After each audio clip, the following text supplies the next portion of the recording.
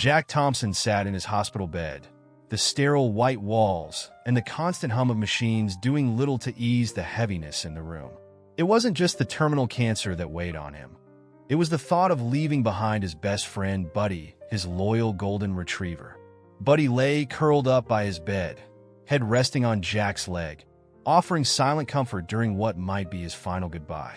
Jack's eyes followed the steady beep of the heart monitor as he whispered softly to Buddy, "I'm gonna miss you, boy. You've been more than a friend. You've been my family." His voice wavered with emotion.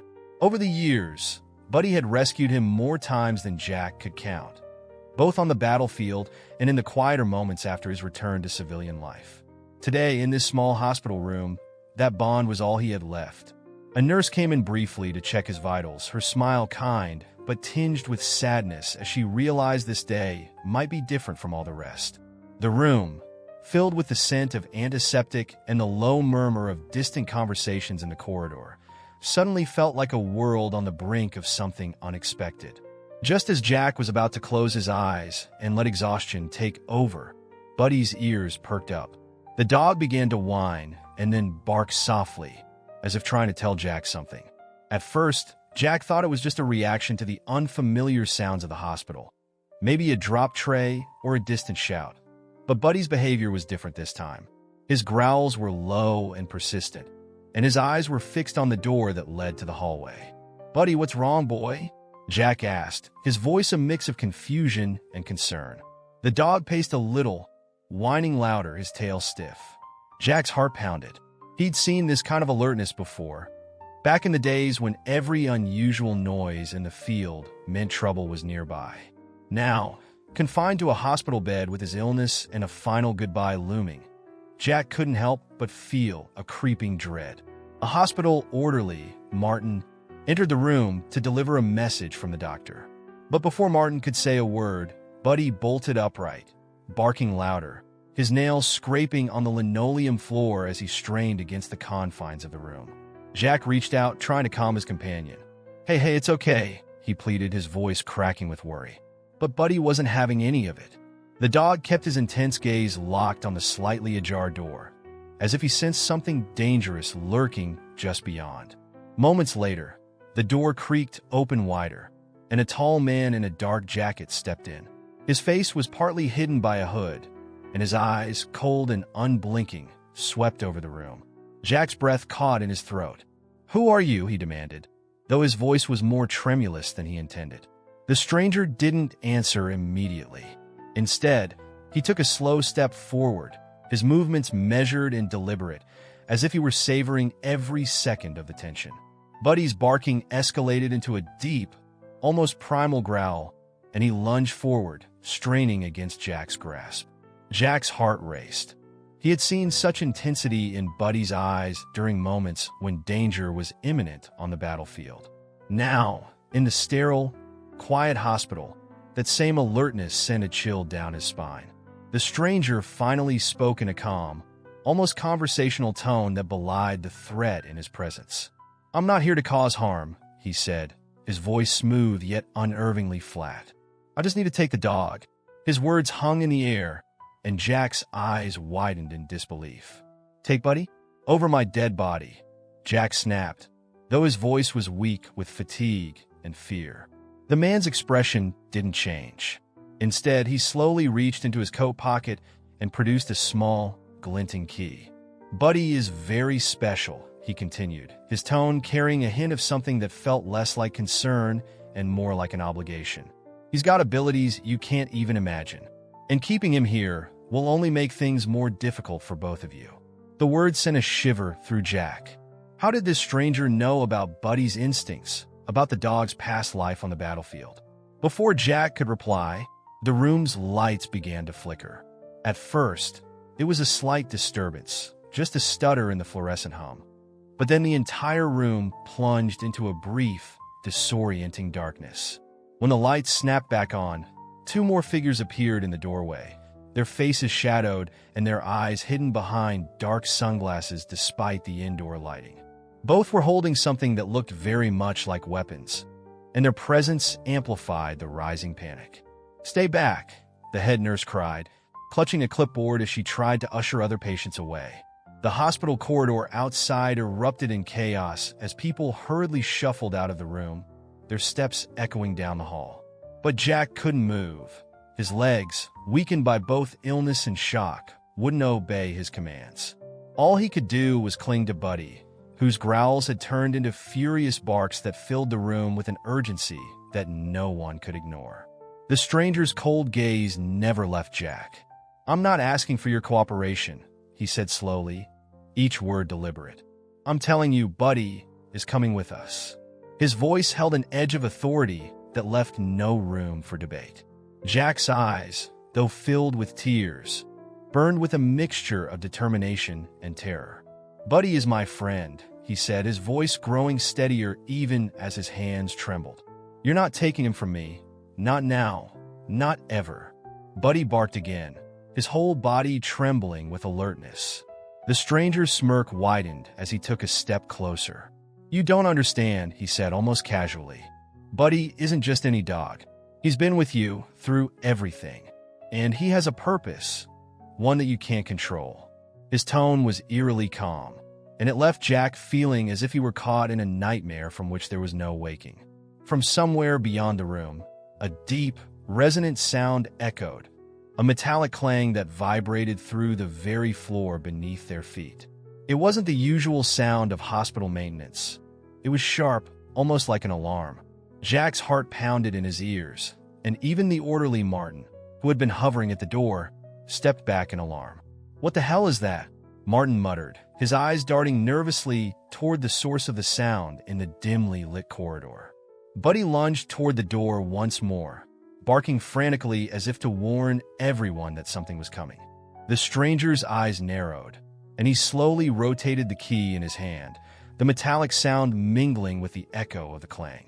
"You see," he murmured almost to himself, "this is just the beginning." His voice dropped to a chilling whisper that made the hairs on Jack's arms stand on end. As if on cue, the hallway outside seemed to shift. Shadows lengthened and twisted, and a heavy, deliberate footstep echoed from somewhere down the corridor. The sound was measured, steady, and it sent waves of dread throughout the room. The nurse's earlier calm was replaced by panic as she fumbled for the phone, trying to call for backup. Meanwhile, the two figures behind the stranger advanced slowly, their steps in perfect sync with the ominous beat of the metallic sounds. Jack, feeling suddenly more vulnerable than ever, tried to muster the strength to speak. "Listen," he said, his voice firm despite the terror that gripped him. "Buddy's been with me through thick and thin. I won't let anyone take him away. Not now, not ever." His words, though simple, carried the weight of all the battles he'd fought, both on the field and within himself after the cancer diagnosis. The stranger's expression shifted, a cold, calculating smile replacing his earlier confidence. "You think this is just about a dog?" he asked softly. "Buddy is the key to something much larger, something that goes beyond your own pain." His eyes flickered to Buddy, who continued barking, his body tense and ready to leap. "You've seen what he can do in danger, haven't you? He senses things, he senses what we can't even see." Jack's mind raced. He remembered all the times Buddy had warned him, pulling him out of harm's way, alerting him to hidden threats during their military days. "He saved my life more times than I can count," Jack replied, his voice growing stronger as he recalled those memories. "And I'm not about to let some stranger decide what happens to him now." At that moment, the hospital room, once a quiet sanctuary for a dying man and his dog, was transformed into a scene of surreal tension and impending danger. The stranger took a slow step back, his eyes never leaving Jack's. "This isn't over," he said, his voice echoing in the charged silence. "I'll be back, and when I do, Buddy will belong to us. You have no idea what's coming." With those final words, the man signaled to his two companions. They turned and left as silently as they had arrived, disappearing into the darkened corridor. The lights flickered again, and a heavy silence fell over the room, a silence so complete that it felt as though the very air was holding its breath. Jack's eyes remained fixed on the door long after the figures had vanished. He patted Buddy's head gently, his fingers trembling. "You did good, buddy," he whispered, his voice heavy with a mix of gratitude and sorrow. The nurse, now back at the door, tried to speak, but the words died in her throat as the gravity of the situation sank in. Every face in the room, every pair of eyes, was filled with shock and disbelief. The hospital staff quickly moved in to restore order, ushering patients and visitors out of the room and calling for security. But the echoes of those mysterious footsteps and the stranger's chilling words lingered in the air, a reminder that sometimes, even in places of healing, darkness can find a way to intrude. Jack, left alone with Buddy, closed his eyes for a moment.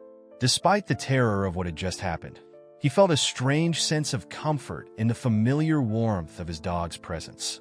Buddy's breathing gradually slowed, and he settled down again at Jack's feet, though his ears remained alert, ever watchful. In that quiet, fragile moment, Jack realized that his goodbye might not be as simple as he'd hoped. There was something bigger at play, something that intertwined his fate with Buddy's in ways he hadn't yet understood. And while he longed for the peace that a final farewell would bring, the events of the past few minutes made it clear that their story was far from over. Somewhere in the distance, a soft voice crackled over the intercom, urging calm and promising that help was on the way. But for Jack, time seemed to slow down as he gazed at Buddy, his loyal companion who had always been more than just a pet. In that hospital room, surrounded by the hum of machines and the distant murmur of anxious voices, Jack made a silent promise. No matter what the future held, he would stand by Buddy until the very end. And as the door closed behind the intruders, leaving only lingering questions in its wake, Jack's resolve hardened. He wasn't ready to say goodbye, not just to life, but to the bond that had carried him through his darkest moments. Whatever was coming next, he and Buddy would face it together. The shock of this unexpected encounter had changed everything, but it had also reaffirmed a truth Jack had always known. Sometimes, the things we hold most dear are worth fighting for, even in the face of the unknown. In the end, as the hospital slowly returned to a semblance of normalcy, Jack's final farewell took on a new meaning. It wasn't just about parting ways with life. It was about standing up for the connection that had defined him. A connection that, despite the fear and the chaos, remained unbreakable. And in that resolute moment, as Buddy rested his head on Jack's hand, a quiet strength began to rise within him. A strength born not from the absence of fear, but from the unyielding determination to protect what truly mattered. Jack knew that the coming days might bring even greater challenges, but for now, he allowed himself a brief moment of peace. The hospital corridor outside would soon fill with questions and investigations, and the memory of this day would be etched into the minds of everyone who witnessed it. But for Jack and Buddy, this final goodbye was not an end.